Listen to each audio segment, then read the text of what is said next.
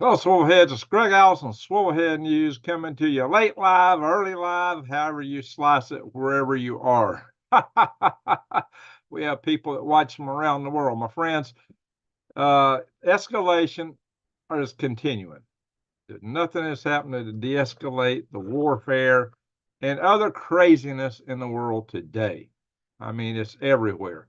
So you might remember that one of the key tenets, France gave two conditions for sending French troops to Ukraine. One was Ukraine would be doing really badly, which that's satisfied. And the second would be that Ukraine would request French or NATO troops. Well, that's finally happened.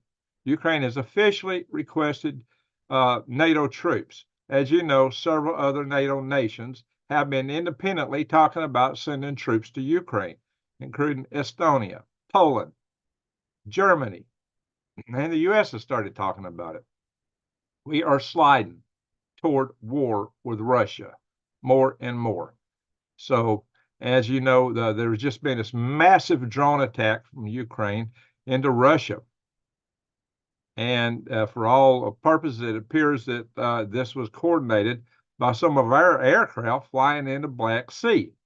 Now, on Pravda or TASS or somewhere I saw an article claiming that the U.S. denied this. But what do you think? We've been coordinating this stuff. We've been giving them the ammo. We've been coordinating the attacks and doing everything but personally pulling the triggers for almost the first couple of years in this war. Russia knows that. And the U.S. has denied it, but who is buying the U.S. denials? So we are slipping into this war. The F-16s are on the way. Lavrov has already stated, the foreign minister of Russia, that they don't know if these F-16s fly into Russia, that they can't tell if they got nukes or not. What does that mean? They're talking like this would be a major escalation. They've been doing their tactical nuclear drills. So what happens if a tactical nuclear weapon gets used? Russia has now taken Dr. Doom, what's his name? Zarakov, whatever his name is, the professor over there who's been claiming that they need to escalate to de-escalate and been calling for the use of a tactical nuke from the inception. Well, now he's a key staffer in Putin's new staff.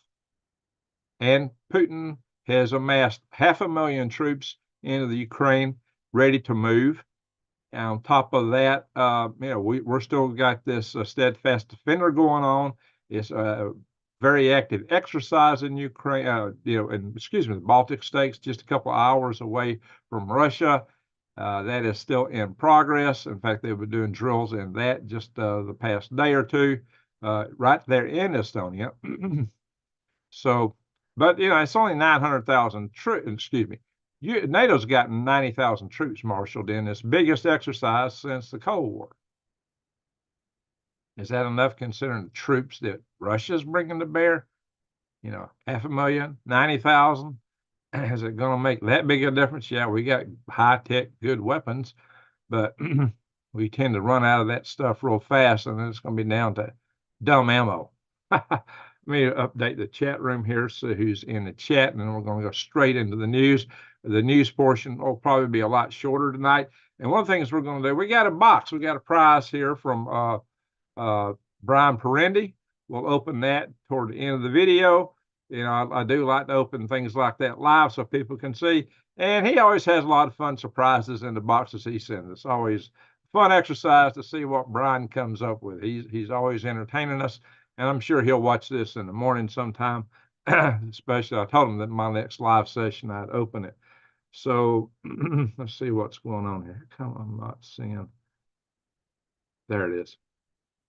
How many we got in the room so far? We're starting really late. So we'll have to see. We got here 35, not a lot. We got Alaska Soul. How you doing, Shaggy? Michelle's in there. Oh my gosh. Michelle. Killer Smurf. Andy sings. All right, folks. Let's go straight into the news. And Arnold, hey, Arnold's back with us. All right, Arnold, you missed us the past couple sessions. Excuse me, voice has got a frog in it or something. I think I need a little of this iced tea over here. So I can clear my voice out.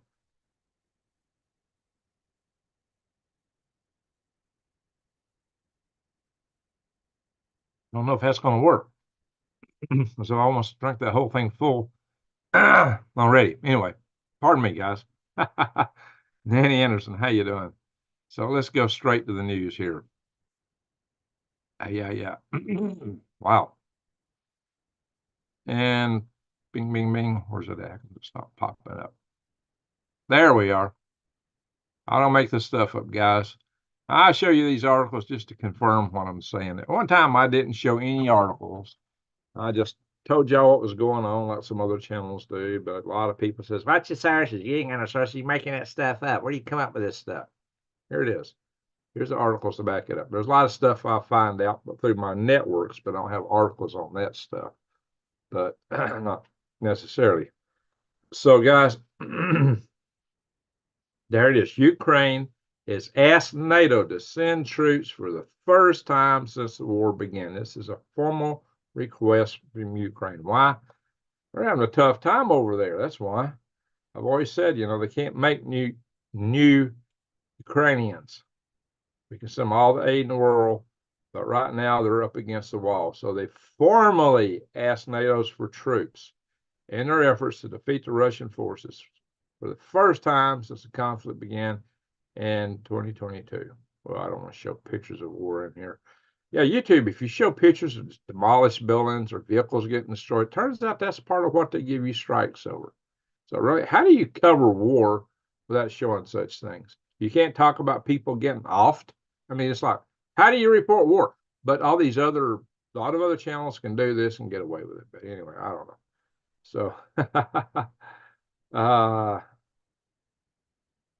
anywho, and again, NATO members considering sending troops to Ukraine. So that is an active consideration, and Western military trainers will be sent to Ukraine eventually, top U.S. military official says. I got to watch it. There's a picture in there of something going boom. Guys, if this don't make you think about prepping, I don't know what will. I do say go to the big box store and stock up there. I always tell you to do that stuff too. But for the long-term food storage, if you want to get it with a bargain price, I know we're all pitching pennies. You can get a 3-month supply for just $597, under $600, $200, a month basically. Excuse me, $300. Well, yeah, $200 a month for food. Guys, how do you beat that in this day and time? This is stuff that lasts 25 years. It comes in sealed buckets and sealed pouches. This is the kind of stuff you can bury. That's why one of the reasons I advocate this, because I've had a lot of people say, "Greg, what do we do if our house burns down?" Well, you can put it somewhere else.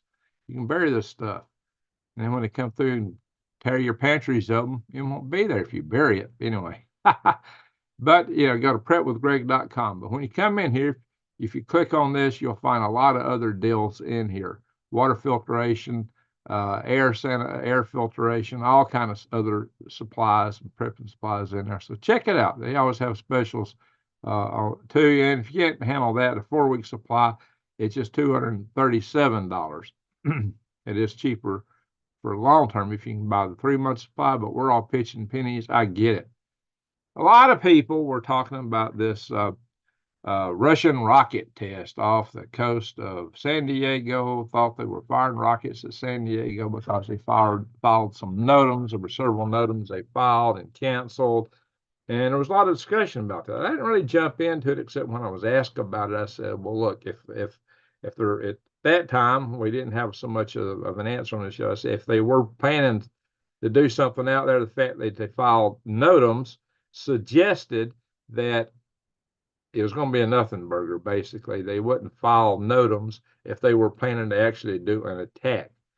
At the most, it might be a shot across the bow. Well, what it turns out to be, it's not a launch at all anywhere off the coast of the Baja Peninsula or Southern California. Actually, it's talking about a re-entry from a Russian booster fired somewhere else in Russia. So it's just a re-entry. Totally different thing. Totally different thing. It still might be a shot off the bow a little bit, maybe some morning, but it's a different matter entirely. They did file NOTAMs, notice to airmen, notice to seamen. So it's not something to get excited about, guys. I didn't jump into that. There was other channels out there that made a whole long multi-hour video on this, just running around like their like their rear end was on fire and their hair was a catching, stepping and a fetching. I remember that in the song. L.A. by Omaha, what's it called? It was one of the Hank Williams Jr. songs. Anyway, and this is another article on that showing some of the zones of potential impact or something like that. So where they were following the NOTAMs. Anyway, guys, so that's Russia reportedly conducting rocket war. They weren't doing that at all. So some of the news sources fell for that. Anyway, Ukraine has used long-range ATACMS against Russia. This is one of the things. This is one, we were afraid to give them the long-range ones, afraid they were to use them against Russia, afraid it was going to cross the red line. Then we gave them the long-range missiles, and then we authorized them to use them. What's going to happen with F-16s? It's just a matter of time, guys. Like I said, it just keeps going further. It gets slippier as we go. Russians plunged into darkness after a monster drone attack. This is the drone attack we're talking about. Man, they were fighting. This is a drone, not a big one. What a big bomb hanging underneath it. Jeez, the cheap drones often. That's been a real game changer in the war. Drones has been the real game changer. The U.S. forces, we commit most of our money to these high expense, multi-million-dollar missiles, and you only get so many of them. And actually, we're finding that the GPS jamming that Russia's been doing is making our high-tech weapons not nearly as effective as we had hoped for. They're jamming them.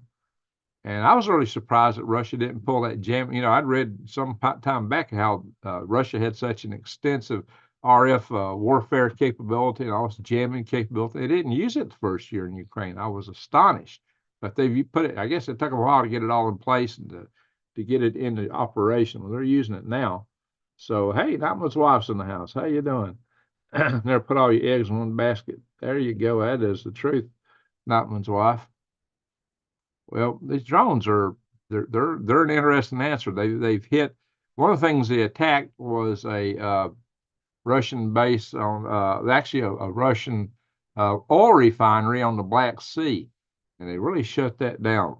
They've also attacked into Russia, and they attacked Crimea with this big drone attack. Russia claimed they shot down 102 of them. Well, obviously, they didn't get them all, or they wouldn't have been hitting this oil refinery here.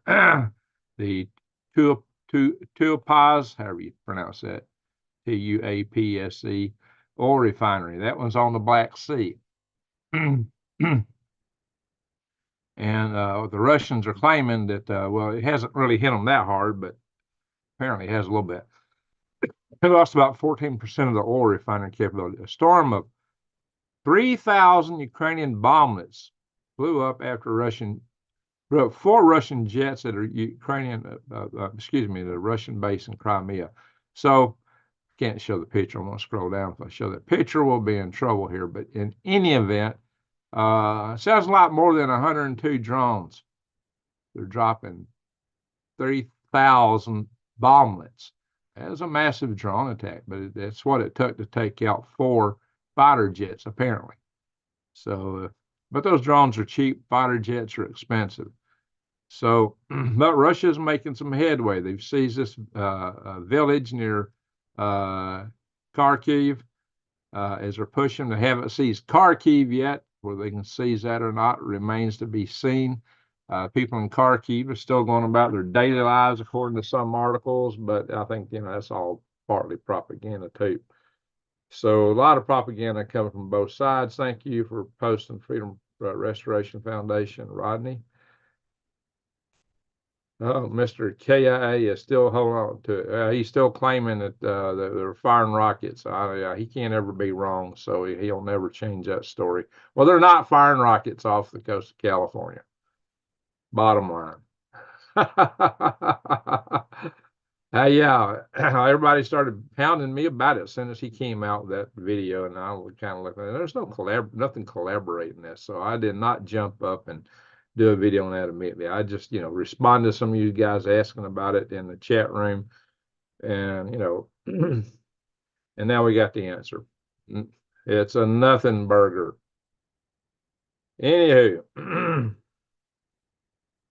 Russia already outperformed Ukraine's 2023 counteroffensive. Well, this is Russia today, RT times. I think that's also a little bit of an overstatement because they've got up to the Ukrainian line. They haven't penetrated through the Ukrainian line yet, but they're getting up to it. The latest line of Ukrainian defenses. So, but they have made some progress. They haven't put their full 500,000 troops in the play yet, apparently, but that's all about to happen. According to the Washington Post, according to this article, admitted Friday that the Kiev's response has been lackluster and disappointing. Well, that's probably true. Anyway, boy, I got this frog in my throat tonight. Having a hard time talking for some reason. So, but then Ukraine, the spring offensive managed in the autumn reportedly to break through Russia's lines, but they couldn't get behind the lines once they broke through. I don't get that. That defeated the whole purpose. That's when I decided that Ukraine was in big trouble last fall. All right, so knock that out. Kharkiv Oblast offensive, the Russians have got 10 kilometers halted by the first offensive line of Ukraine so far. Will they get through that line? Good chance, guys, really good chance.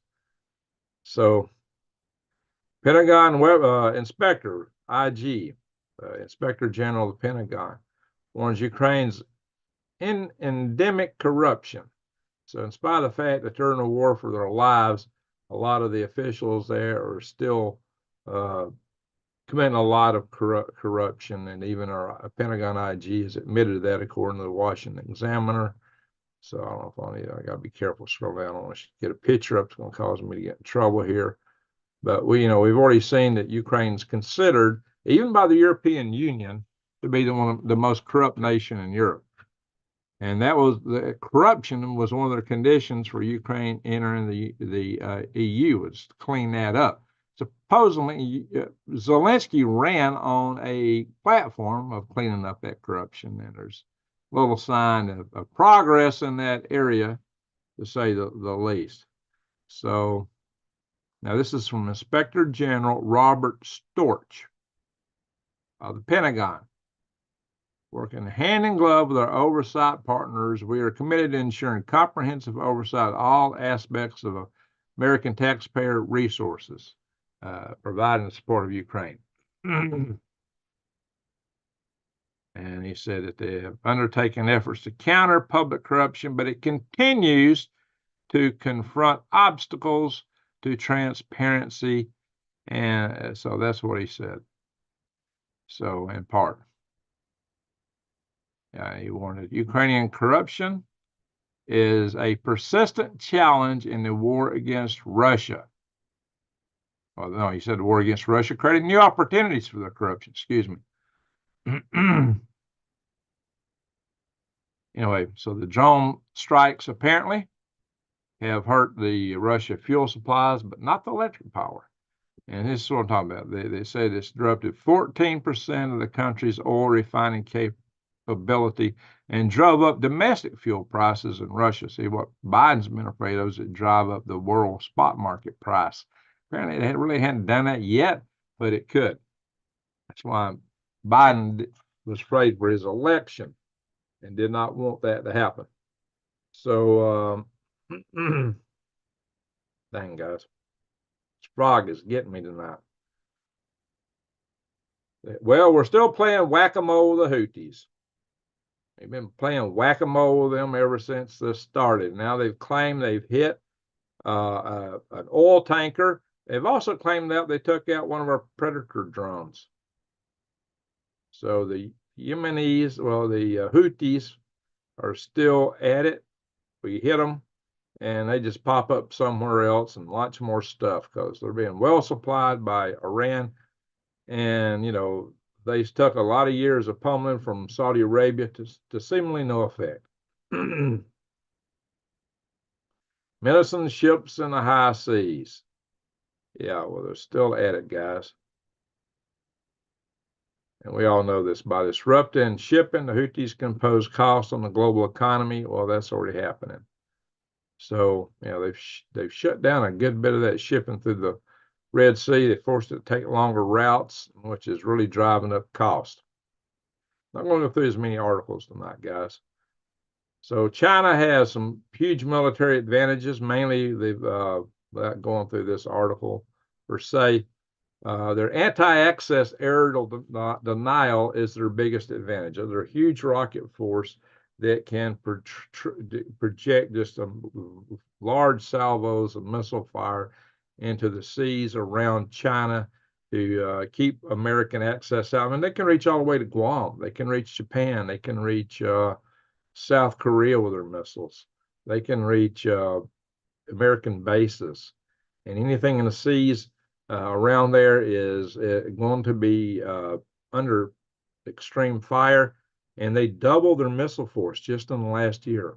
They also have the largest Navy in terms of number of ships, not total tonnage. But for protecting the area next to China, they don't need the big deep water ships. So if their objective is just to cover what's in front of them, they've got quite a few advantages. That's their Navy. It doesn't count their Coast Guard. It doesn't count that merchant shipping fishing fleet, which appears to be highly militarized. Nor the commercial roll-on, roll-off ships they would use for invading Taiwan. So truly, their real Navy, what's at their disposal, is even bigger than that, much bigger. So China may be getting ready to make a move. They're not going to do it this spring. They might do it in the fall, just before the elections. I don't know. We shall see. Let's hope and pray not. There's some articles claim they could take Taiwan without firing a shot. Well, they could probably take the United States without firing a shot. All they got to do is flip their software switches and turn everything off over here. They've hacked into everything so massively. And, they got sleeper cells over here, bio labs. Yeah, we could be in big trouble. Now they got a robot dog with a machine gun.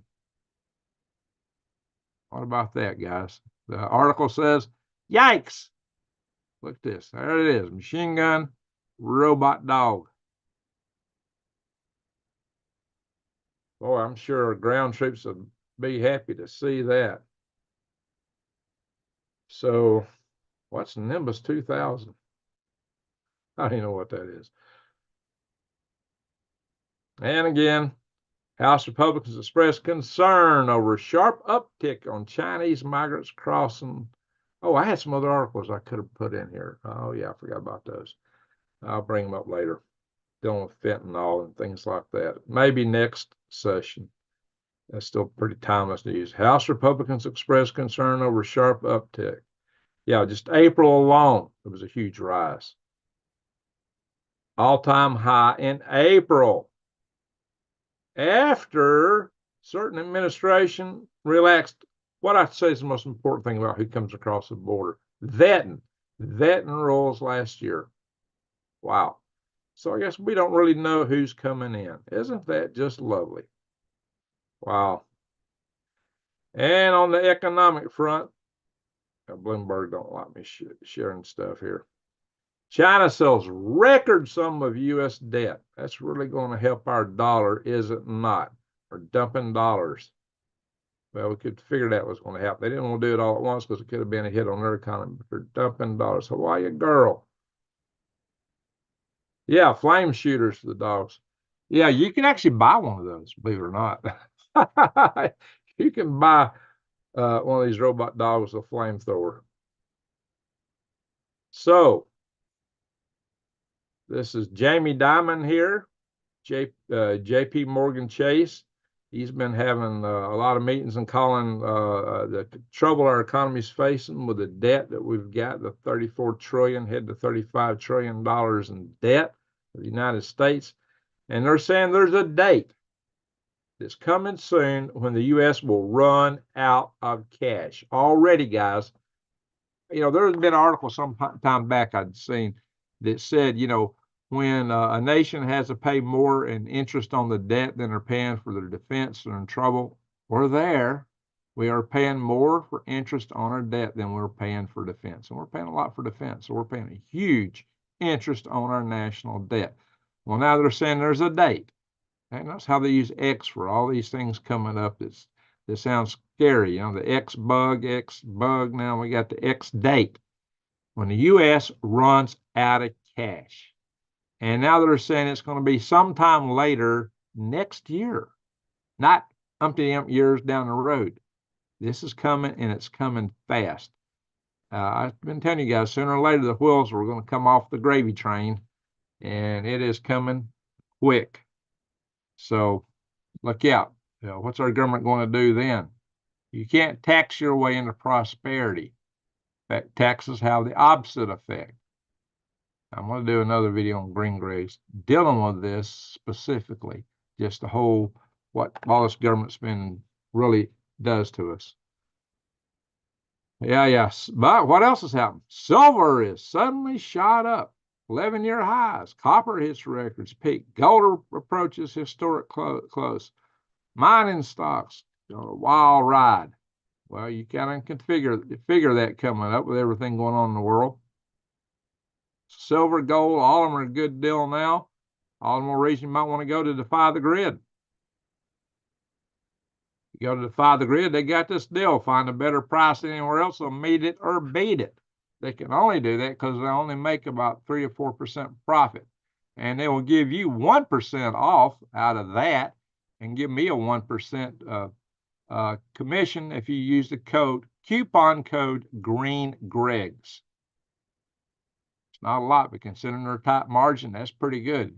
Coupon code GreenGregs. You can buy silver, gold, platinum.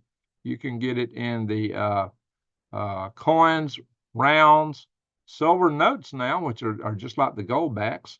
You can buy the bars, the bullion, or you can get these beautiful gold backs. I'm a big fan of these because it's real gold and it's fungible. It's in a smaller quantity. You can actually go shopping with it with somebody that's willing to barter. That's the real problem with gold. It's usually so valuable you can't barter with it, but you can with the gold back. All right, guys. So President Taterhead is trying to turn the whole economy electric. He's trying to put the entire transportation fleet, cars, trucks, everything on electricity. At the same time, Elon Musk has been warning us that AI alone is going to overreach the capacity of our electric grid next year. Oh, yeah. Will it coincide with the X date? But just to make it all the better, what I say, these guys can't add 1 and 1. They think we're going to have power, yet they're shutting down coal-fired plants, oil-fired plants all over the country. Biden is shutting off, gas plants they're all being so regulated, even a lot of the natural gas plants. Thank you for sharing that, Michelle. I'll go check that out in a minute. Just as soon as I get through the chat session, she just shared how you can donate to me directly through my website there. There's a donate button. You just got to scroll past all the buy worm buttons, which I've got disabled right now. The donate button is still enabled. Yeah. So just how does this add up? What kind of math? This guy is not a math wizard. Neither anybody supporting him or that agenda. So they're doing this with their pollution standards that these plants just can't make. Higher pollution standards for power plants, which for coal facilities would find almost hard to comply with. Well, a lot of them are being shut down. I know all the ones in the area of Arizona are moving to. Will all be shut down. They've already put it in the program. They're shutting them all down, trying to get it all with wind and solar. Jeez. Intermittent power for baseload power. So what are you going to see with this? What you can expect is roving brownouts and blackouts like California has. Won't that be great? I'm sure the AI servers are going to love that when they suddenly run out of power. Can you build a stairway to heaven? To space, maybe, but not to heaven. Not humans can't do that. A to Z. He was installed like a toilet. I think a toilet might smell better. Why do you want to disparage a toilet by comparing it to this guy? Anywho, dang frog. Yeah, this is what's going to eat up a lot of the power. Is this AI stuff. Now, guys, even when you type a little thing into AI and ask some little question to it, what's the color of peaches in June or whatever you ask it, you see a simple little answer come back to you. That AI system does an enormous amount of searching and collating through articles and things all over the place to come up with a little answer to you. It goes to a massive data search. It's not intelligent. It's not smart. It don't even know what it's telling you. But from your standpoint, it looks smart. But it's consuming an enormous amount of power to do all these things. Well, now they got this new capability. I kind of mentioned this other day. It's called Project Astra, where the test on, they've not deployed it yet, but supposedly you put it on your phone and just show it around and it will describe stuff in your room and you don't even have to tell it. Like if it sees your eyeglasses and you come back to it, says Astro, I've lost my glasses, where are they at? Apparently it will tell you. That means it's going to have very powerful video recognition. Now, one of the things we had always counted on in the past was that the AI algorithms that this platform deploys don't really check some of the pictures and actual videos. So some people do sign language, to get their points across. That's no longer true. It can see all that stuff, and it can now judge your thumbnail pictures, what's in that, and anything you use. Free American politics. Yeah, we like to get rid of the politicians. What's politics? Many ticks, many bloodsuckers. That's what it boils down to. Anyway, well, hey, they're coming up with all these rules, on this whole preposition of limiting plant food from the atmosphere because they say the world is going to fry, and we'll all do what rhymes with that. Starts with a D. But, oh shoot, I'll show you this article. Now it's come up. Now I'm not going to disable the ad blocker because it eat up all my memory of these articles. Anyway, I was going to show you. Well, let's look at this article. Hats and gloves come on in May, the coldest May. Chile's cold. It's cold in Chile. It's chilly in Chile right now in May. It is chilly in Chile because they're having the coldest May since 1950. Now, how can that be? How in the world can Chile have the coldest year in 74 years? Well, they always say, well, that's just weather. But anytime it warms up somewhere, oh, it's not weather, it's climate change. That's how the narrative, when it's cold weather, they don't report it or talk about it usually. But when I'm surprised that CNN ran this. I heard a conservative owner bought controlling stock in CNN, so maybe they're changing some of the reporting over there. I don't know. We'll see. Now, this article is saying that 900,000 bags of tea were recalled because it's got pesticide residue in it. All right, guys, we've had some major tornadoes and storms in Texas. Houston was hit hard, and we got over 100,000 people still out of power in Texas, even after those storms have passed a few days. There's going to be a few days where they get their power returned. So they've been hammered down there, my friends. So say a prayer for our good friends in Texas. Get some subscribers from Texas here. And Elon Musk demands charges against this guy whose name rhymes with Alchie after his agency, the NIH, comes clean and admits, we mentioned this other day, that they had been funding Gain of function research on what? You know what? Well, this is what Elon Musk has called for. Interesting. But fact checkers used to tell you that there was none of this gain of function stuff going on. Didn't go on over there. Everything was natural.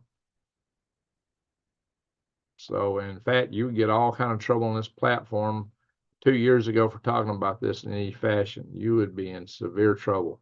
But look at this. It's come out. The NIH admitted it.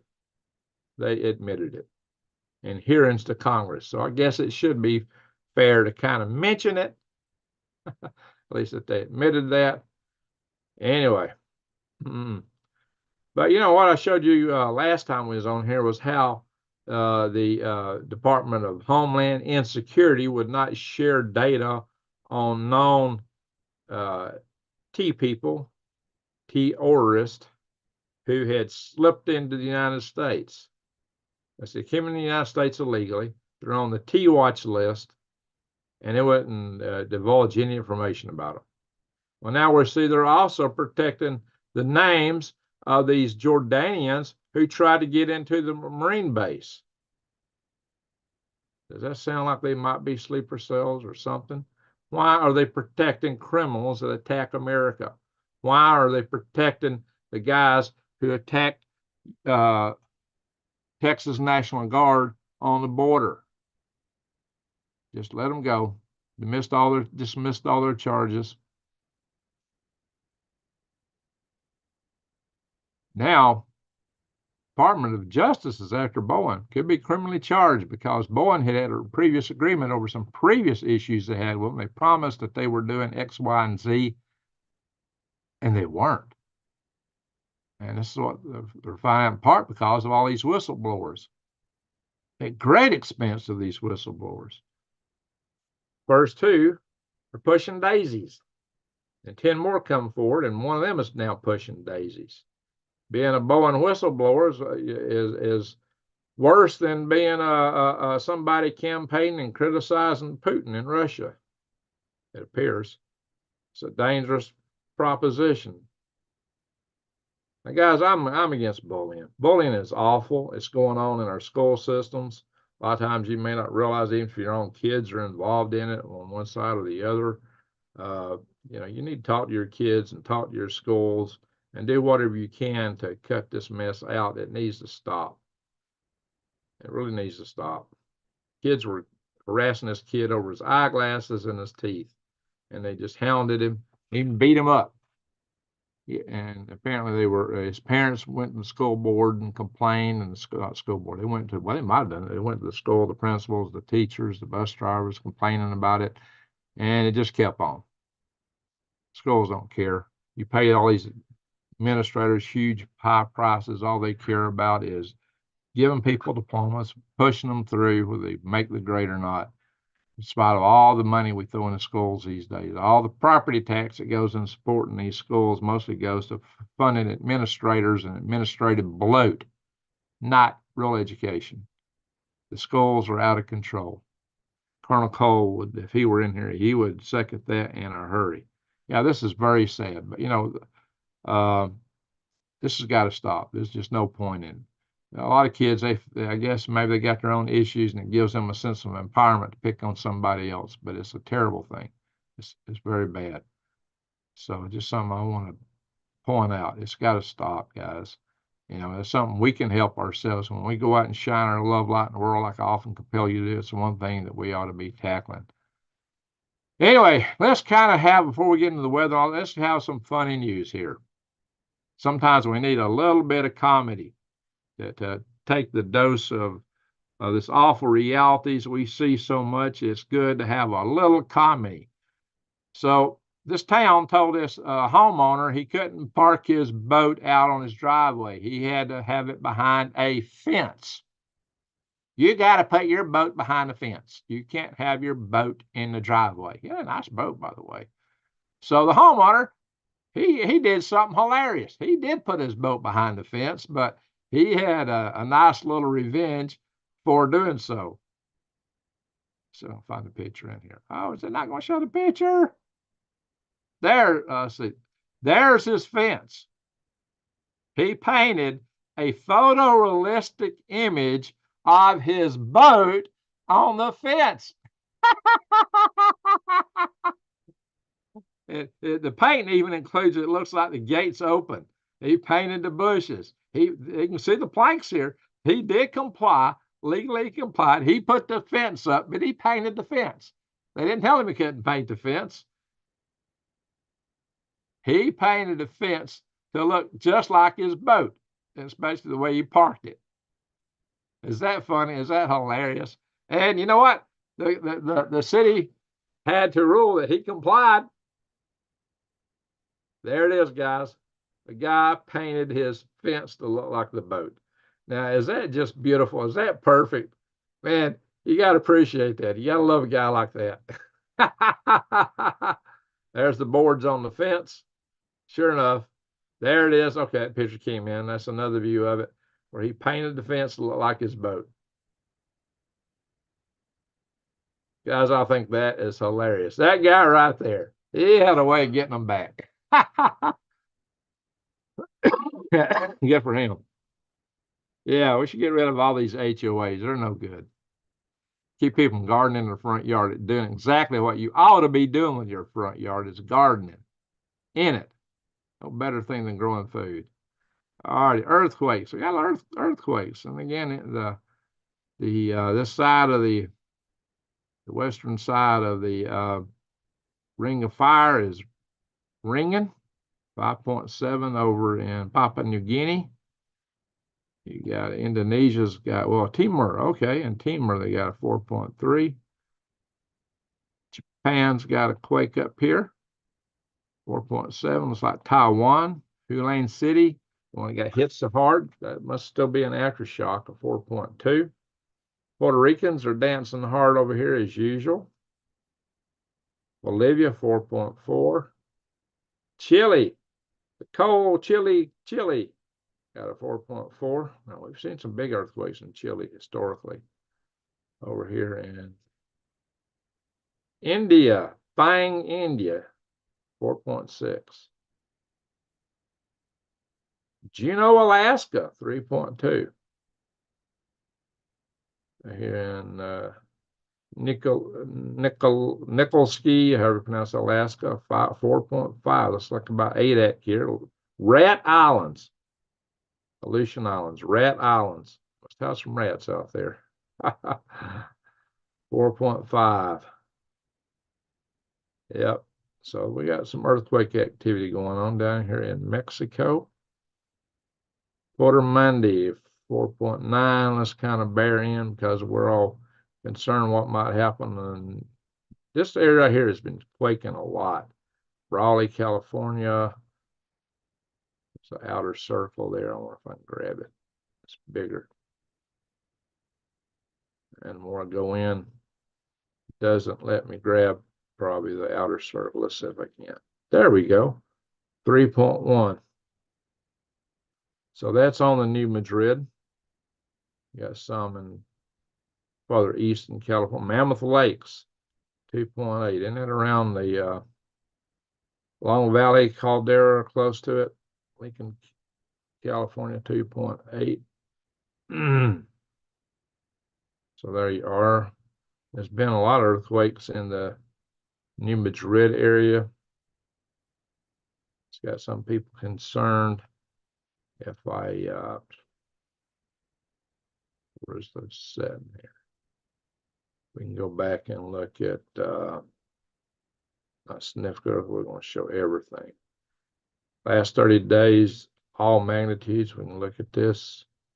Shows you guys what's been going on in New Madrid. Look at the West Coast, guys. Puerto Rico, the West Coast. West Coast of the United States has been shaken, but look at Alaska.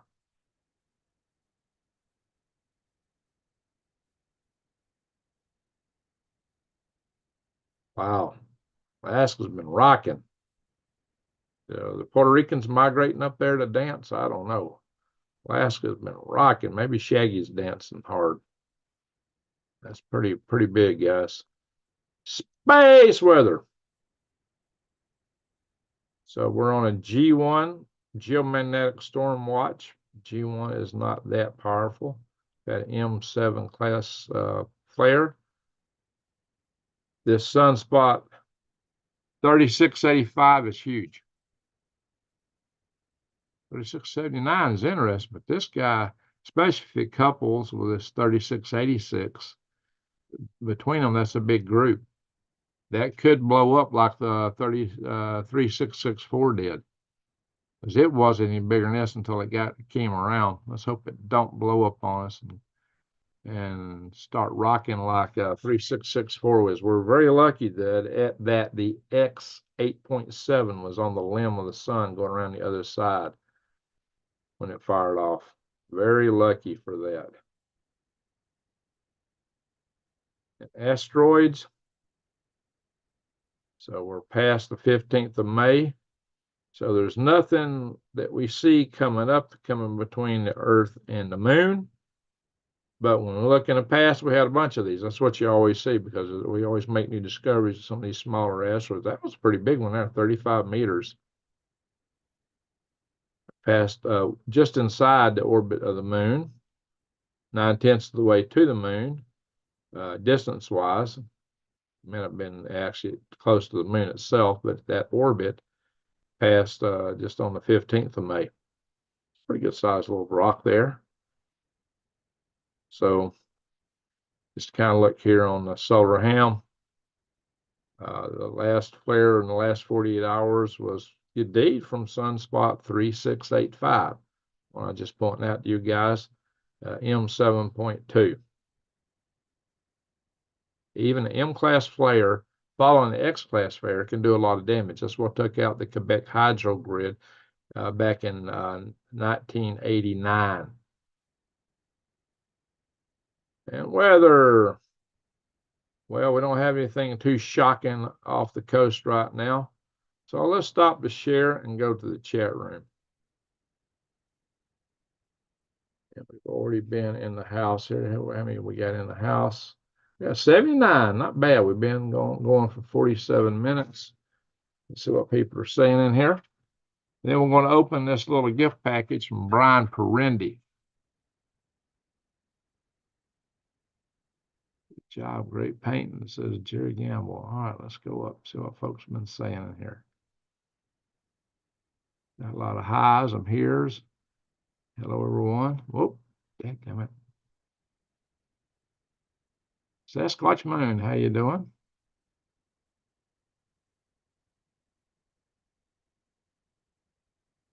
Killer Smurf made it. And he sings, hello from Australia. Hello, all. Very glad you rolled in, brother. Please, any prayers will be appreciated.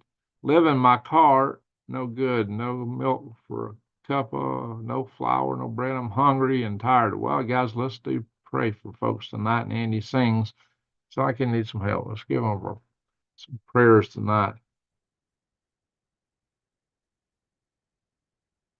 Rodney's in Oz. He's your neighbor in there tonight. Maybe he can help you out a little bit.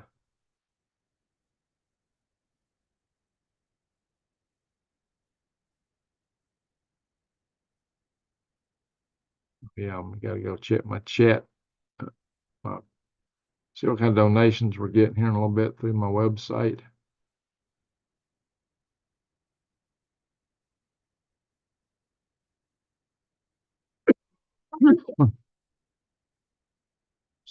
Help you out, but don't let your pride get you down.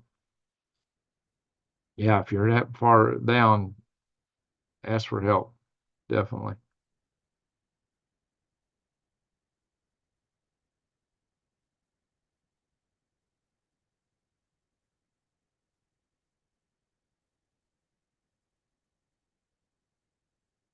Let's see.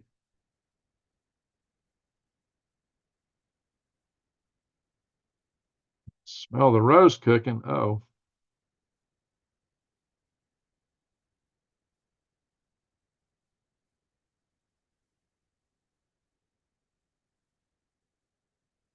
Good morning to you, Jerry.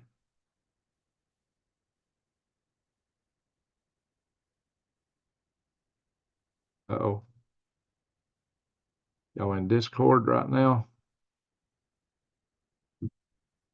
That's what. So can I claim of hitting the moon with a snot rocket? I think you'd have a hard time doing that.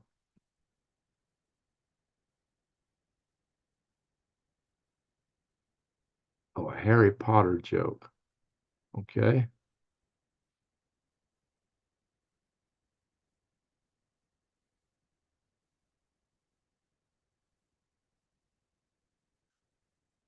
Nimbus 2000. Operating it. What's a Nimbus 2000? Beef has gone up by 40% by the fall. Ooh, I can't afford it now. Jeez. And I love beef. It's my favorite food. I'm gonna have to raise some cows in Arizona just so I have some beef to eat. Jeez. 40% by the fall. That's gonna be rough. It's already gone up so much, guys. And get what you better buy your beef now. Just buy beef. Everything's going up. It's just crazy, especially the food. Ah, I think Bill Clinton needs to be behind bars for sure, says Alaska. So he's been after the cows for as long as I can remember. Yeah, all those guys have been after the cows.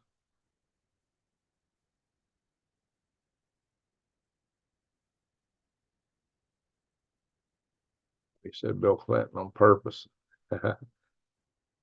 Yeah, I brought up my cigar over that talk in the last video.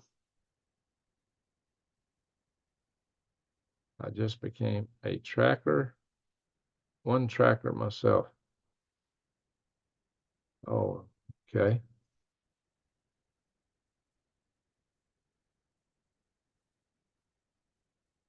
70s and 80s in Maine, usually warm. Yeah, I think Snowflake's getting up in the 80s now, hitting 80 in the daytime. It's going down to 40s at night.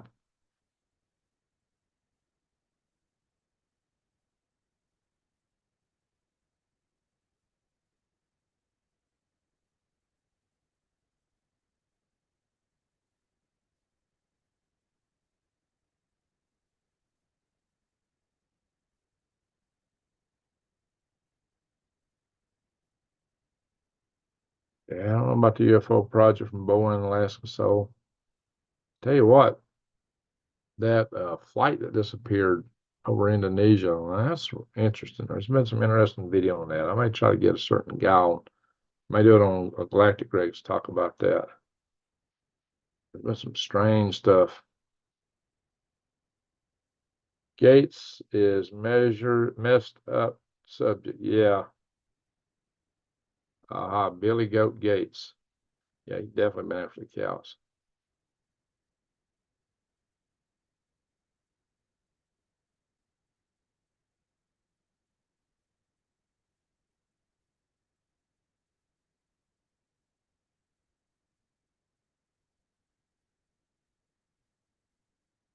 Oh yeah, Alaska. So he went to that island.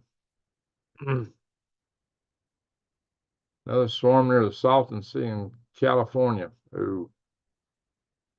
Jesse, how you doing, buddy? Sun's been quiet today. That's a good thing.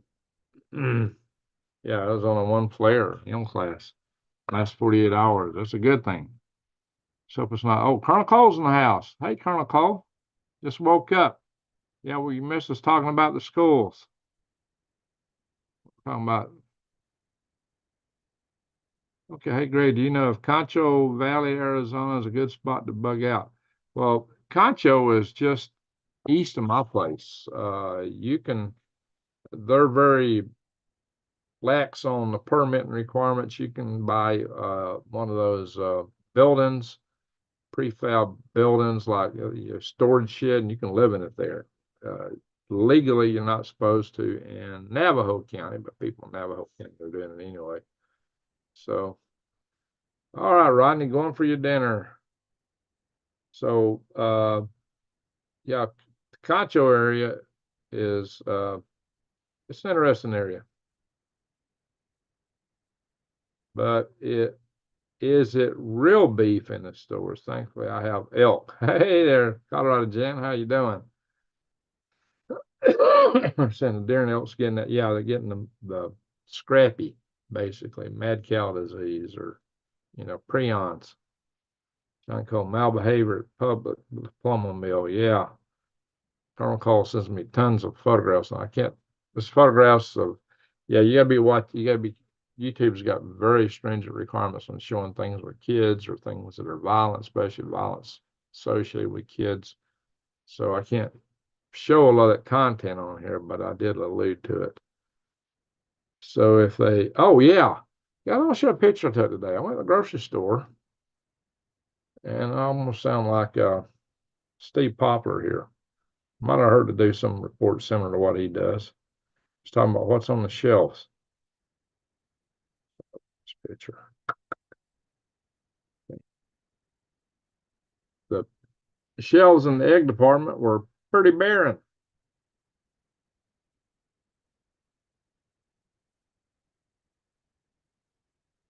Or it's because they're often chickens that's got the Boyd flu.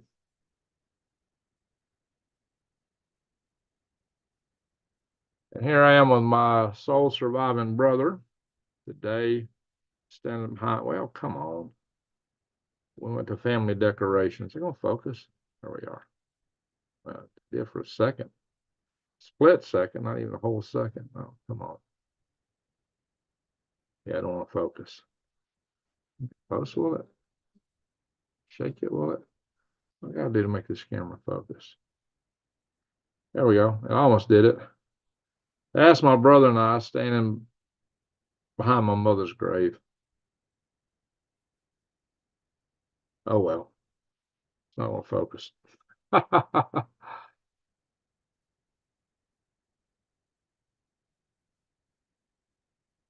Anybody need a rocket? Here I'm standing beside the D6 rocket, the inner tank section. It ain't going to focus either.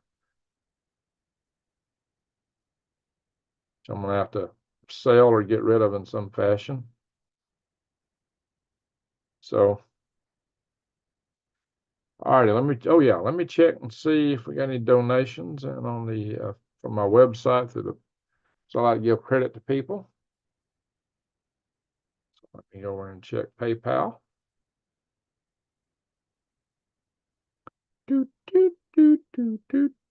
Yes, we got 2 donations today through my website, through PayPal, which I get to keep a little bit more of than I do what's coming in through YouTube. We ain't got any here tonight. But I got $10 from Michelle Young. Salute Michelle. And New Days, $25. That's 2 super chats. Salute you both. Thank you both very much. That helps. And Colorado Jan sent me a check for $20. I got that. I won't show the part with their address on it, but here is the envelope it came in. So I did get that. Do not want to show her address. Wouldn't do that. She said, I hope everything's going good for you. And I hope you are still there to get this. So far, yes. Thank you, Janet. Most appreciated. Salute, Janet, Colorado Jan. All righty. All righty. All right, let's see what Brian Perendi sent. This is maybe our best entertainment of the night because Brian's got a heck of a sense of humor. He likes to show his humor when he sends stuff.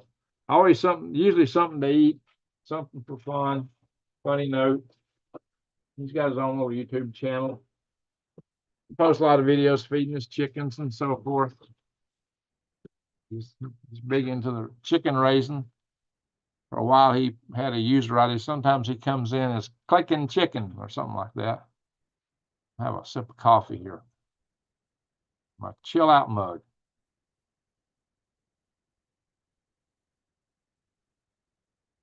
Aaron, good to see you.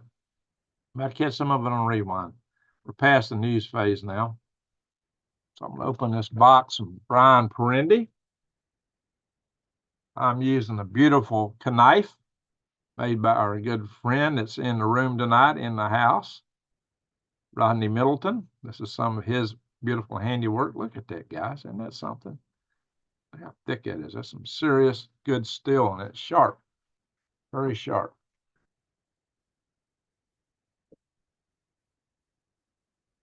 We'll open up this package and see what we got from Brian. He's always got something entertaining.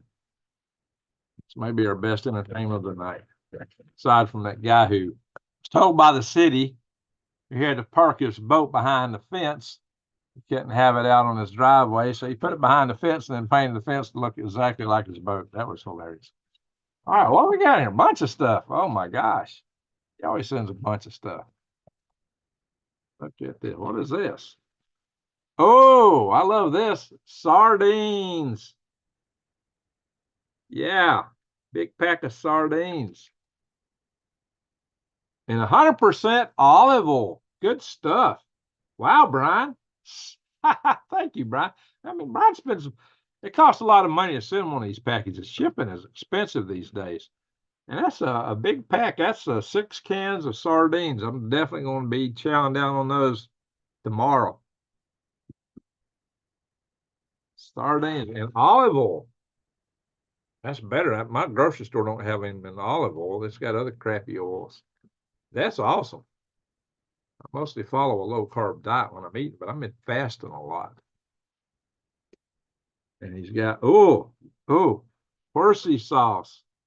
That's the good stuff. Oh my God. Horsey sauce, horseradish sauce. Yum, yum, yum, yum. That's great with fish. That is oysters. And then there's 2 packages of meat in here.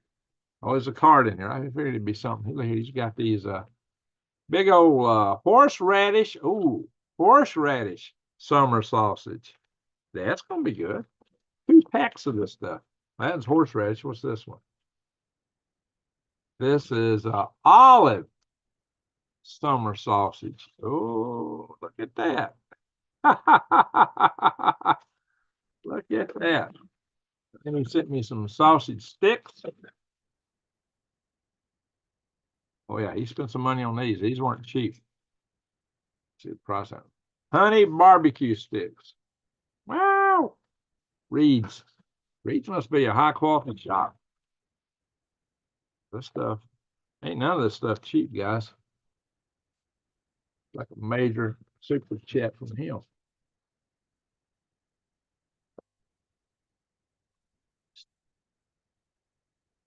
So he also put a note in here. See what the note says. It's gonna be some good eating. Some good eating. See what the note says.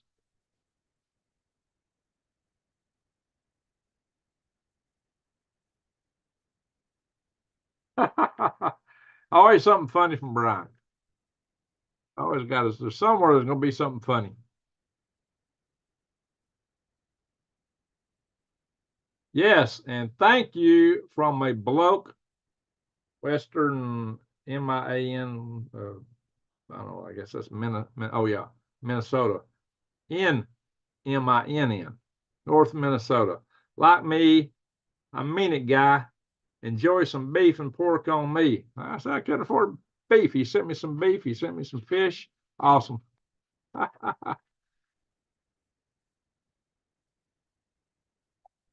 All righty, folks. Brian's a good guy.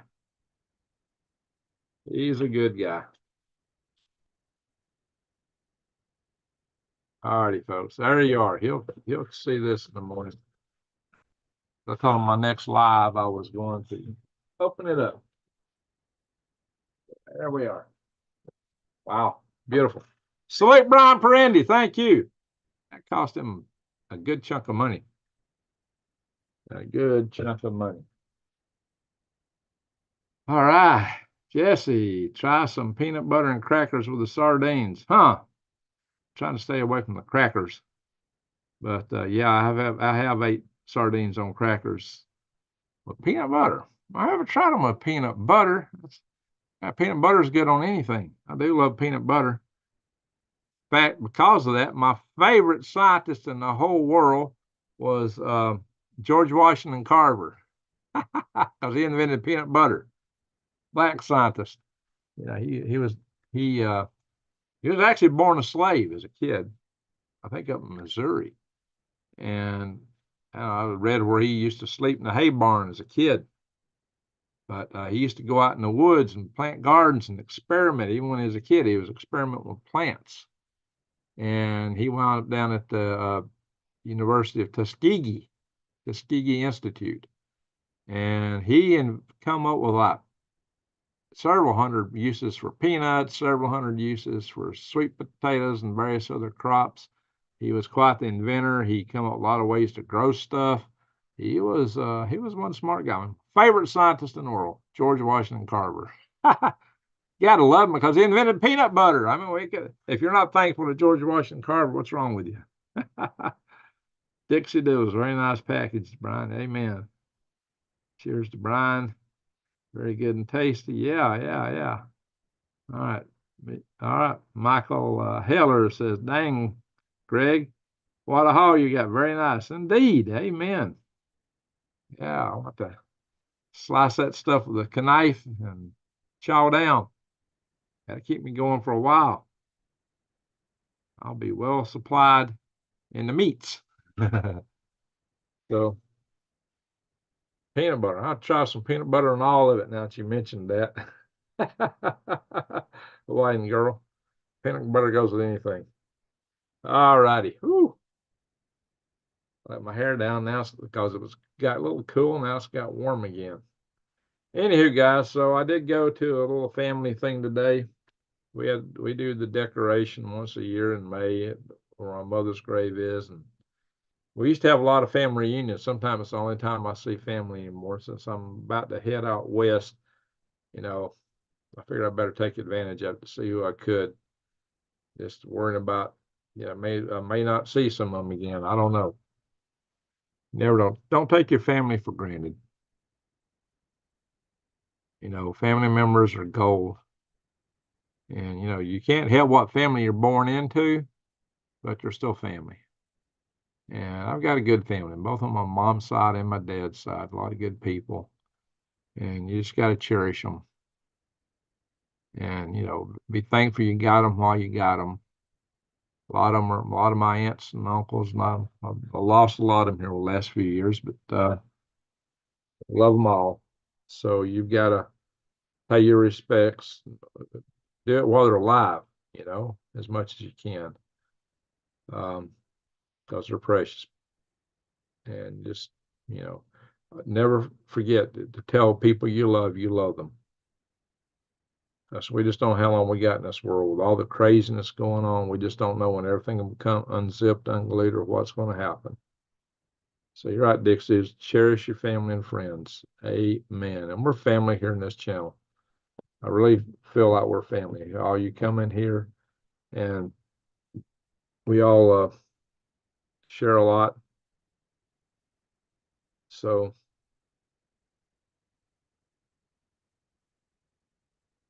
let's go back up through the chat room again a minute.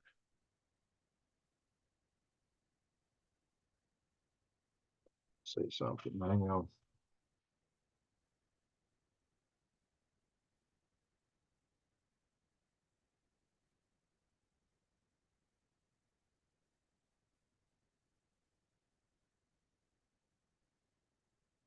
Chris Justice, I didn't see you in the house. Hello to you.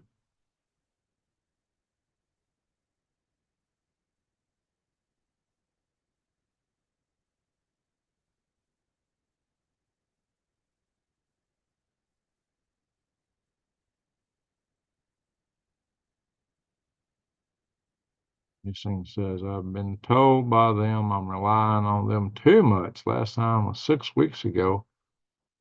Can't make decisions, no drink, smoke. Oh, all right, guys. So we need to all say a prayer for Andy Sings. Andy Sings is in a tough spot.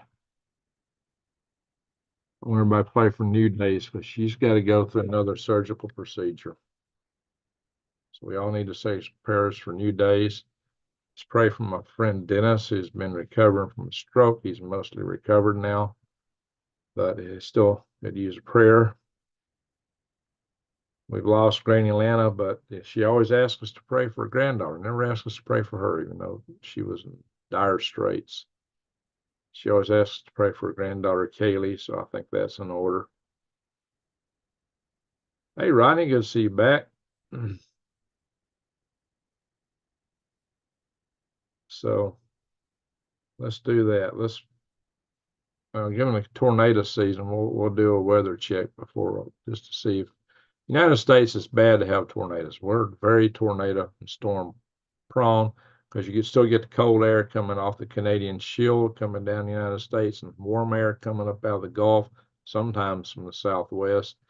And they clash here, and the warm and cold fronts battle over the middle of the United States, and that just kicks up storms. Right now, things are kind of quiet here in the United States. Just kind of look ahead. Because I might be driving out to Arizona in a few days. If I can get everything put together, see what I got to go through. I'm thinking toward next weekend. Oh, we got storms up in Kansas, Nebraska, and going into Iowa Sunday. They don't look real big, but you never know. Those little isolated cells are the ones that can spin up and cause a lot of trouble. Monday, some of the same area. Wisconsin, later Monday. All right, now Tuesday up in Nebraska, South Dakota, later Tuesday. And over into Minnesota, Brian Perennial Land, later Tuesday. Ooh, that was pretty big. Tuesday night, early Wednesday morning. Let's go back and look at that one. Right there. So it's about 10 p.m. Oh, what's popping up? 10 p.m. Minnesota's getting hit hard, Brian. Head out, head low, Brian. Wisconsin, Minnesota, Wisconsin, eastern Iowa, northwest Illinois, Missouri.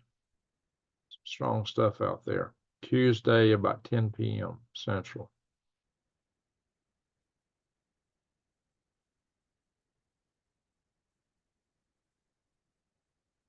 And Arkansas, Texas again on Wednesday. So it's coming up this weekend. Again, Thursday in Arkansas. Oklahoma, Thursday. Whoa, that's a big one. Thursday by 8 p.m. Arkansas on the pretty much border between Oklahoma and Texas. I guess Wichita Falls is right in here.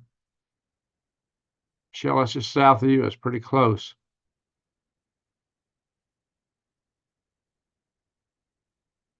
It's now Friday. Well, that was pretty good over the weekend.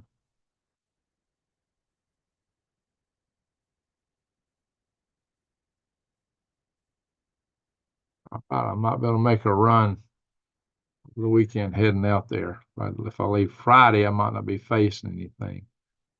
I have me coming back Sunday, Monday.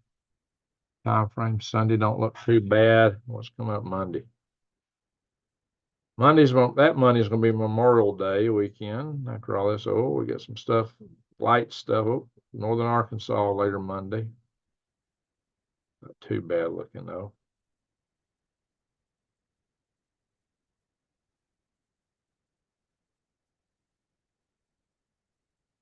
All right. That's over a week in the future. That starts getting kind of dicey to predict. Anyway, well, that's what we're looking at for weather here in the States. We're worried about all these storms. It's 4:30. I don't want to go through all the world right now. Greg, what was delivered to you by Brian? Well, missed it.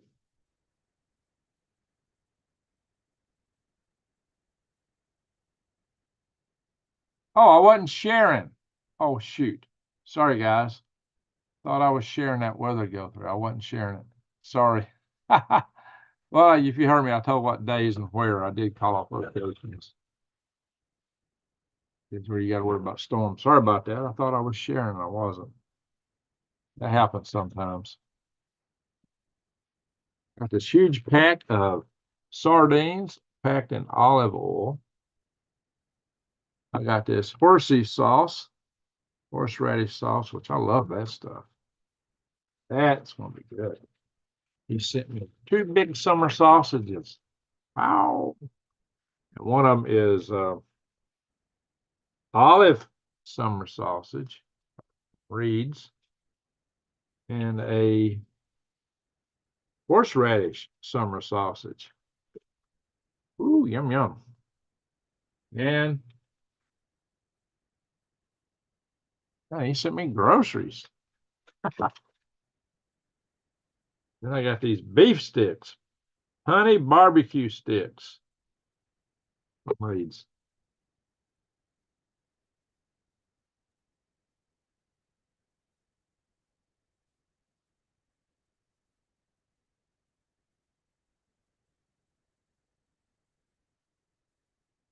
He always sends something funny. He sent a nice card with a funny picture on it.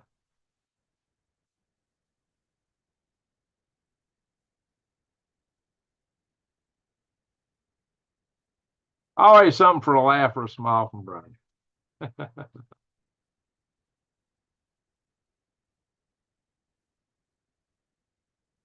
Brian Friendly.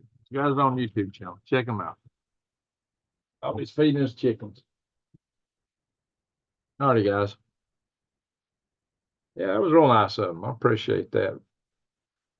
That's some expensive stuff, and it cost a fair penny to send a flat rate box now. It's not cheap at all, and the contents are pretty good too. Good eating there, Red. Yeah, it'll be some good eating. Asa Robert, how you doing?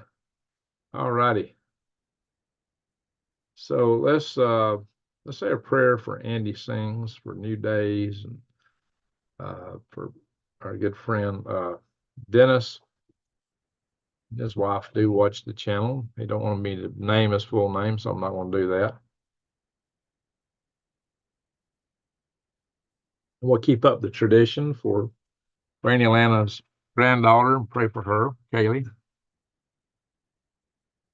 And lots of NASA stuff. Oh, yeah, I got that stuff back there. Anyway, somebody thought I was wearing a lipstick. The fluorescent lights behind me make my lips look red or something. There ain't nothing on. See, watch. Fingers kind of like rubbing it, but look, all my fingers look like that. See, nothing on them. More people get that idea. Yeah, I guess it's the fluorescent lights. No, I don't wear no stinking lipstick. Somebody thought I wore lipstick. I had somebody once thought my hair was glued under my hat. No, it's not. This is real. Most assured, it's all real. Anywho, let's do that. We're family. Anybody else got a prayer request tonight? Been here for 78 minutes. We'll try to get here. It's almost 4:30. We need to get out here earlier for a change. I need to hit the sack and get up early tomorrow. It takes me about an hour or two after I finish this to get everything done. No, I'm not a trainee. I'm a dude. I'd make one ugly woman. Hey, Asa, did we ever go to the moon? Yes, sir. Thank you for the super chat, Asa. Look, I personally know Buzz Aldrin. He's called my house a couple of times. That you will find that Buzz Aldrin cited me. I could show you that article sometime. In an article that he wrote, he cited me. You know, I knew the old German rocket scientists, engineers. I knew lots of them. They're all passed now. And we're all still alive. Most of them are still alive. Von Braun had already passed away when I got in my profession, but most of those old German guys were still alive. I got to meet lots of them. And now the old Apollo engineers are passing away. There's very few of them left. But I was mentored by a guy who worked the engines on the Saturn V and a lot of these other engines and prior rockets and Redstone, even some Army rockets before that. So I knew the guys who developed the rockets, the systems. There's an interview on my Galactic Greg's channel or a program where the guy actually I filmed it at HAL 5. where he came and talked to us about how they developed the flight computers, about what the flight computers and everything in the instrument ring was, because he was involved in testing the instrument ring for the Saturn V. And that's one of the things I did for the Space Launch System. I was doing the system safety for the test of our integrated test facility for that Integrated Avionics Test Facility, the IATF, for that rocket. So I've been quite involved in that. Plus, I was also working avionics on that thing. And that is flying around the moon. At least we've done one mission of it, and it flew around the moon. So, yeah, I knew the guys that went there. I met several of the astronauts that walked on the moon. But so thank you for the contribution there, Asa. Appreciate that. Salute again. It's our first and only super chat in our chat session tonight. We need to get you to your homestead in Arizona. Yeah, it is. I've been working on a bus to try to get it ready to ship stuff out there. We've been tearing apart some of our worm bed stuff back here to throw in and ship. I'm going to do a cargo run first and then a household items run. Probably need to do 2 cargo runs. We've been hauling a lot of stuff to the dump. I got stuff up for sale. Do you need to buy a rocket motor test stand? You want to buy the DCX rocket? I just posted those on Marketplace.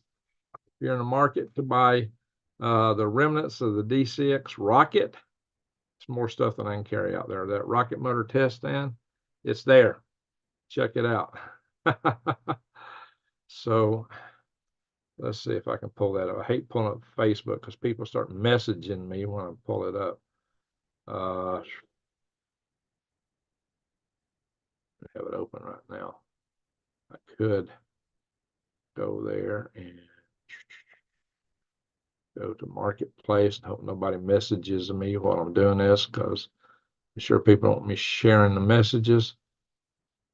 I got to clear out the ones that people have sent me. I show this. They pop up. I hate the way they pop up. All right, now let me go to Marketplace. Ding, ding, ding, ding, ding, ding, ding, ding. And I will go to, that's a flatboat. John boat. I got a John boat. I'm keeping it. Yeah. Selling.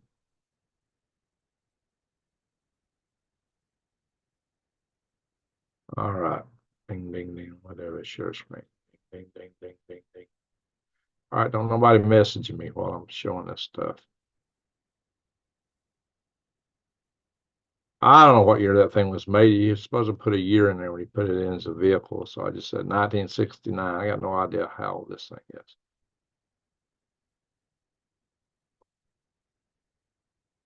There it is. Rocket motor test stand. We tested this motor that I put my laptop on this stand. We tested a lot of rocket motors on this 24 years ago. From about 27 years to 24 years ago, we were actively using this stand. We tested a 5,000-pound thrust motor on this stand, too.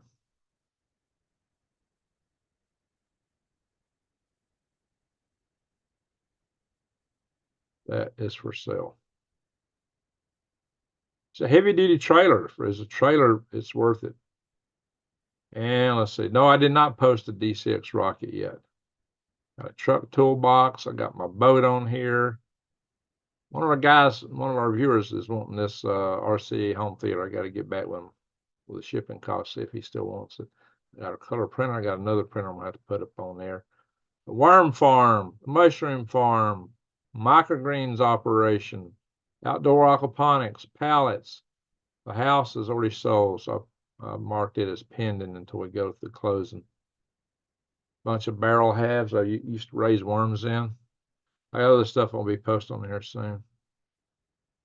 I clean things up a little bit. Anyway, let's stop the share. Bang. Yeah, the D6 rock. I want to get a tarp up of it and take another picture before I post that.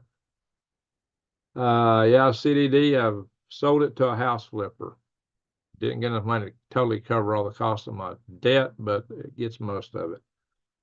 So Russia launched that rocket. I don't know if they launched it or not. If They're not launching it off the coast of California. We're not doing any launches off the coast of California. It's a re-entry, prospective re-entry. So Russia hit that minesweeper. Jesse, reason we went to the moon is up for debate. The reason. Yeah, it was a political stunt to beat the Russians. Tuesday, March 19th is a passing of Granny Lana. Oh, she passed away on my birthday. Oh, 16th. Okay, good. I'm glad it wasn't the 19th. Yikes, guys. All right. There's not flat. I got pictures. I can prove it from pictures I take of sunsets.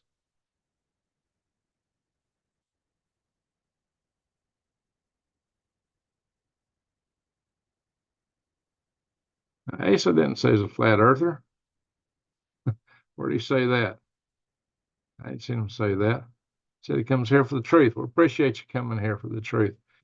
Guys, right after the sun sets, when the sun is below the horizon, the sunlight rays will come and shine on the bottom of the clouds.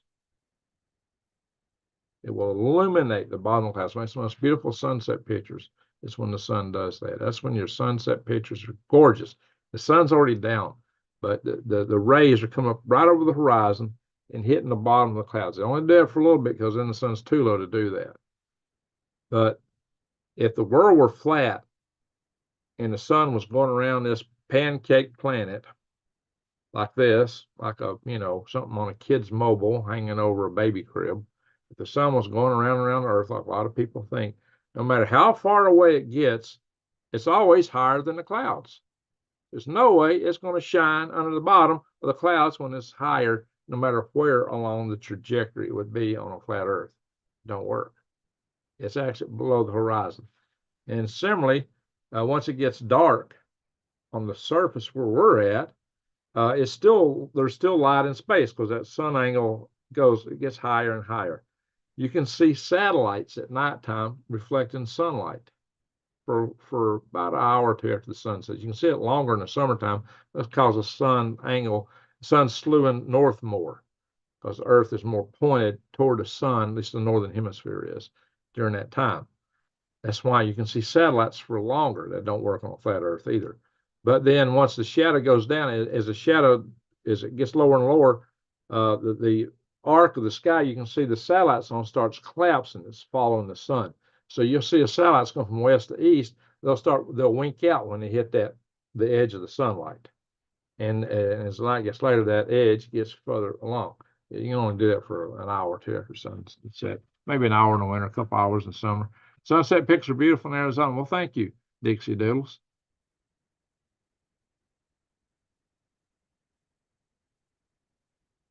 Larry Smith, the reason America went to the moon is because it's there. That's a good enough reason. Yeah, there's a lot of stuff we can find on the moon. The moon is as big as North and South America land-wise. It's got as much surface as North and South America combined. And so far, with people, we've sent 6 landings there, and the little guys got and hopped around and went a few miles around the landing pad. So I think saying we really explored the moon is we're not there yet. Just imagine exploring all of North and South America by landing 3 little expeditions that just trek around a few miles around. And the first couple, it wasn't until Apollo 15 we had the lunar buggy. So that's when we really got mobile and got a few miles away. Prior to that, it was just feet, just as far as an astronaut in a spacesuit could walk, which was on a long distance, on a hop, basically walk, hop, fall over. They had a tough time walking around up there in that 16G wearing a big monkey suit, that big spacesuit. It's hard to move in.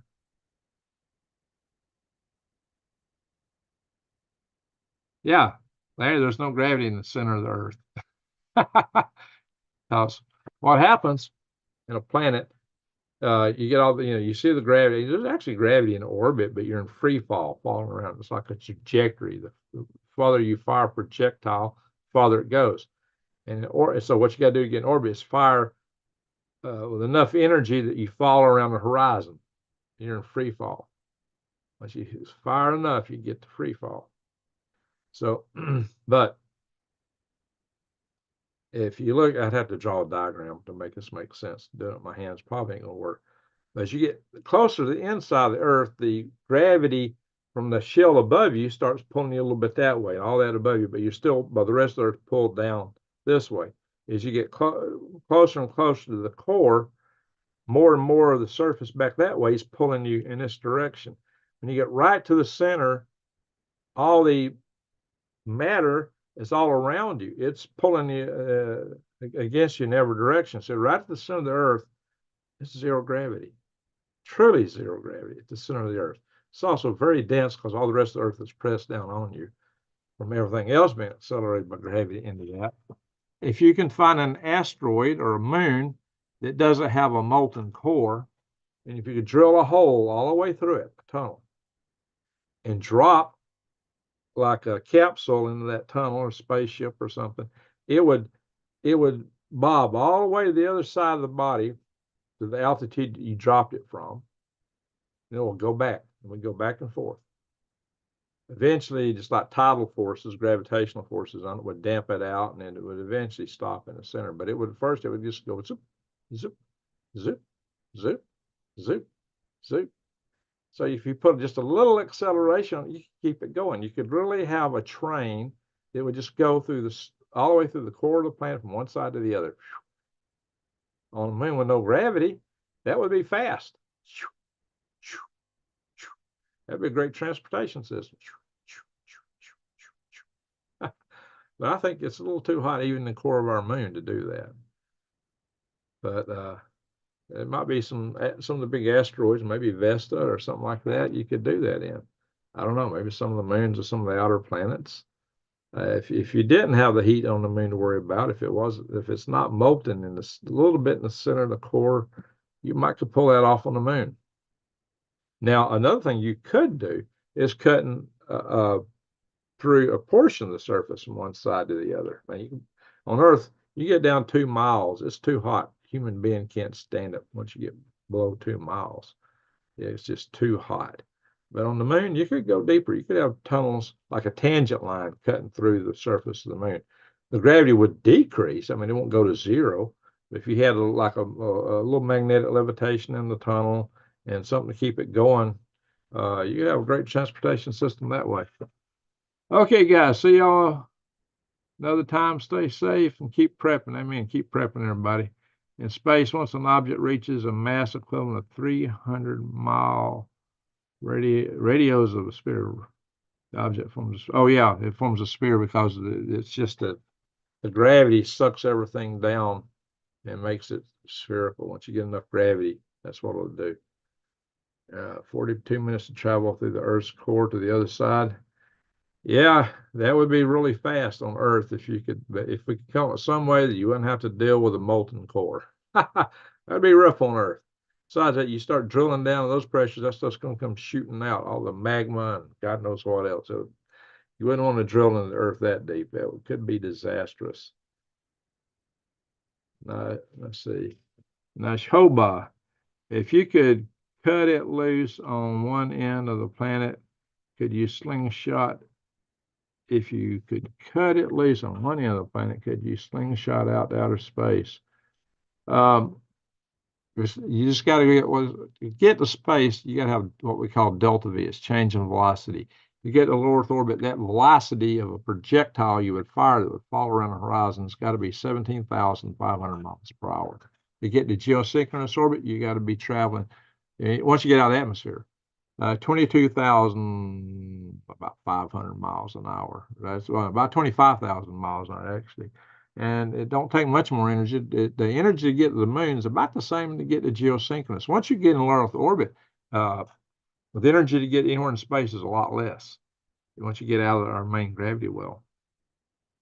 So that's why, like a third stage on the Saturn V was a lot smaller. It was a lot easier to get to the moon. In fact, they'd fire to the moon and go through the L1 Lagrange point, actually just fall into the Lagrange point, and the moon's gravity would kind of take over and take them the rest of the way there. And then they had to fire out of lunar orbit and come back.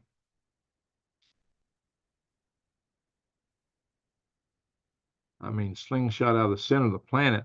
Well, the thing is, if you're pinging back and forth between the center of the planet, once you get out of here, you're going to still have that uh, gravity of the planet pulling you back. So you can get up some velocity, but like if you could get to the center of the planet. Now, one thing that some of us toyed around with the idea was digging a deep shaft and putting steam pressure big enough because it's so hot down there. If you could put enough water in down there, you could have basically a ginormous steam cannon.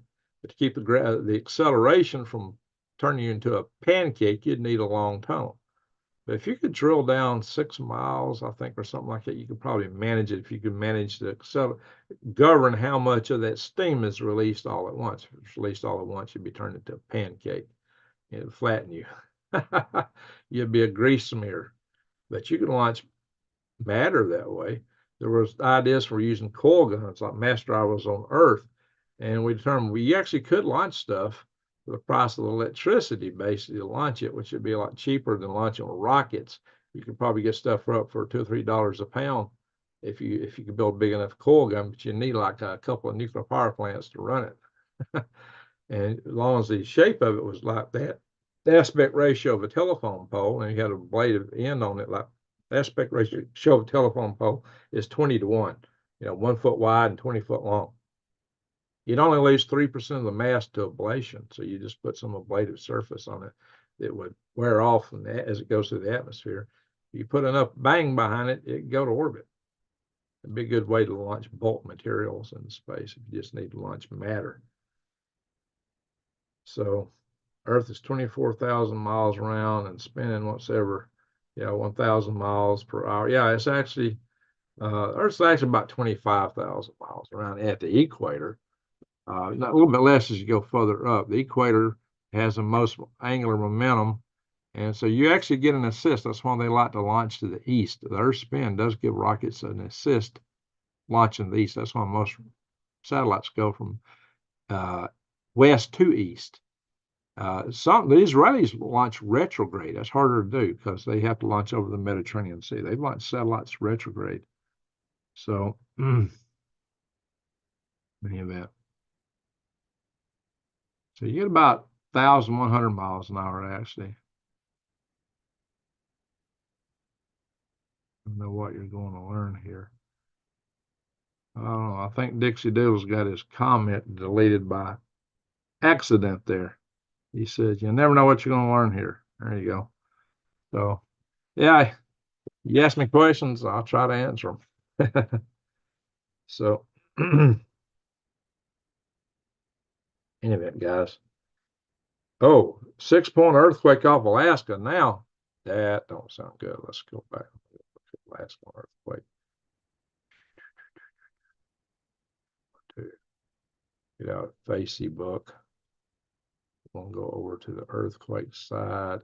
Oh, I see it. Yikes. All right, let's go share that. We are, guys. 6.0. Nikolsky, Alaska. Yeah, we saw there was an earthquake there a little bit earlier, a smaller one. 6.0. That's a major earthquake, guys. That's a big one. Is there any tsunami alerts out? Humans have circadian rhythm of 24 hours while on Earth. Once in space, humans circadian rhythm switches to Mars. Think we're from Mars, Larry? Why does our rhythm change to Mars? That's a recent one right there, too. Smaller one, but that's the recent 2.9 in Teller, Alaska. 6.0. Yeah, Shaggy. That's a major earthquake. That's big. That is huge. So let's go back to 1 day and 2.5 and above. Yeah. All right, that's the biggest earthquake on the planet right now. 6.0 is a major earthquake. Up here, got 2.9. Hawaii just went off with one. 2.5. 6.0. Wow. Thanks for pointing that out. So we might all be from Mars. Maybe, Larry. Interesting. That's strange. Oops, I didn't know whose message was deleted. Drop myself. Oh, yeah, I can do it sometimes accidentally and just scrolling through stuff. Dixie there, she didn't mean to delete your message. I didn't think so when I saw what you said. So I read it out. All right. Yikes, that's a biggie. Stop share. All righty, folks. It is almost 5 a.m. here. We didn't pray yet. Let's do that. Let me check see if anybody else has sent me anything on PayPal.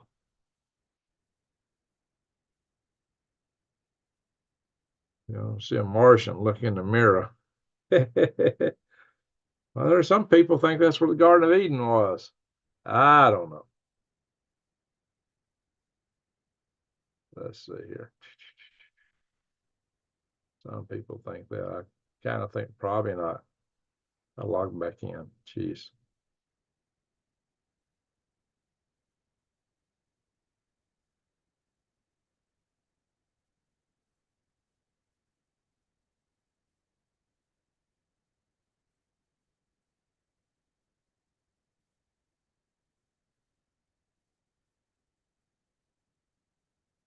All right. Well, so tonight on through my website and PayPal, we had super chats, $10 from Michelle Young and $25 from New Days. So let both of you again.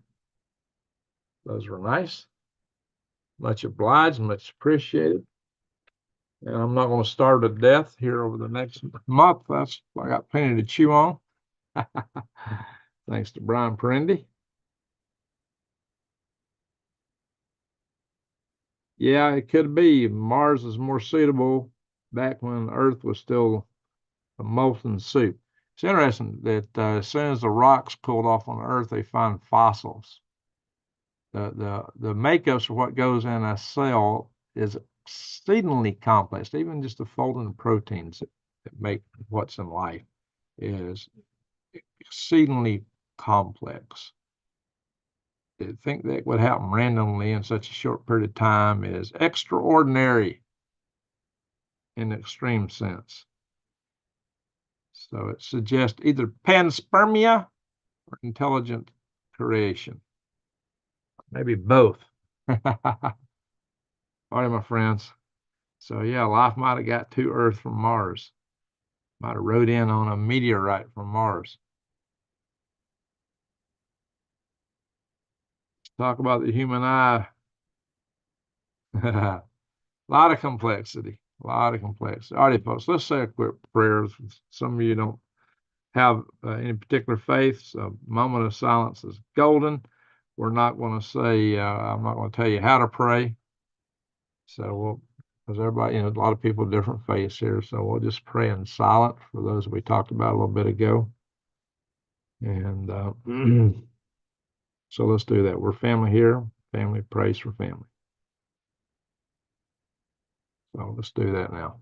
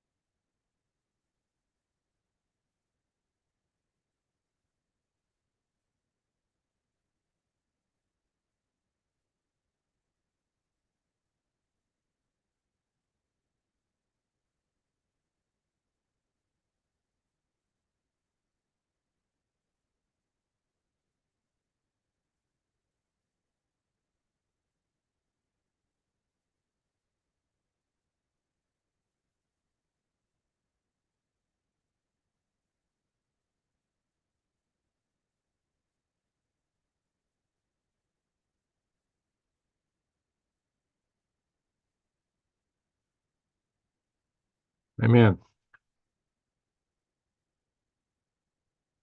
Oh, Lord, Larry. Yikes. Well, It does tighten down, but that's a funny terminology to use for it.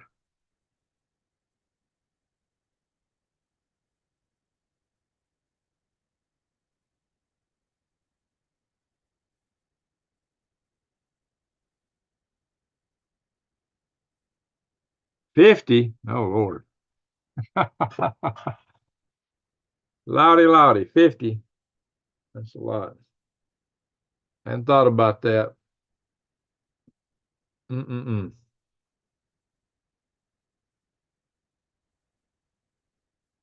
Loudy, Larry. All righty, guys. Indeed. Hang in there. Y'all prayed for world peace while you're at it. I did. At least no nuke wars. Jeez. Already got all kind of war going on. Yeah. Keep praying for New Days. She's got a lot in front of her here. That's pretty major what she's going through there. Trying to save her legs.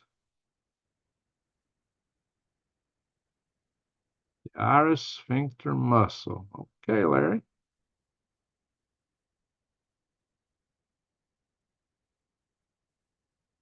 Well, I learned that looking up David Bowie's eyes. Major Tom. My mama said, to get things done, you better not mess with a Major Tom. Loud. A broken sphincter muscle in the eye. What about that? So that's interesting. That's why I want people. I always thought he dilated one of his eyes or something before you do a music video. Cheryl's Country Living. How you doing from Texas? Cheryl, do you have power? I guess you do your own here. Yeah, we showed Texas being over 100,000 people out of power. I had to contact my daughter to see how she's doing. She lives just north of Houston. They said they were doing okay.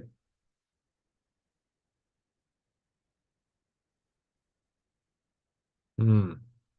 All right, that's interesting. Yeah, you said somebody hit them or something causing that. There's peace on earth. You with me. There you go, Dixie Dills. All right, that kind of brings us up with what I like to say at the end.